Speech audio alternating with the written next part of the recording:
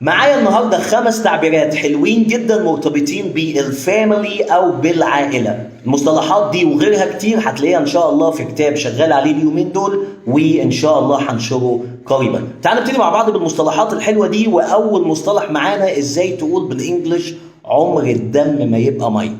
لما تقول blood is thicker than water. blood is thicker than water. تاني تعبير معانا وده بنستخدمه لما تحب تقول ان حد صورة طبق الاصل من شخص تاني في العيلة. يعني مثلا ده صورة طبق الاصل من والده، هي صورة طبق الاصل من مامتها، وهكذا. بالانجلش اسمه spitting image. خلينا اديك مثال. My son is a spitting image of his father. يعني ابني صورة طبق الأصل من أبوه. My son is a spitting image of his father. تالت تعبير معانا كلمة bread اللي هو عيش، مع winner معناها اللي بيفوز بالعيش، دي الترجمة الحرفية. لكن ترجمتها الحقيقية الشخص اللي بيعول العائلة وبيدعمها ماديا، اللي بيصرف على العيلة من الآخر.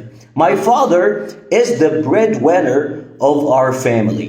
My father is the breadwinner of my family. عندك بعد كده برضه تعبير حلو جدا وهو running the family.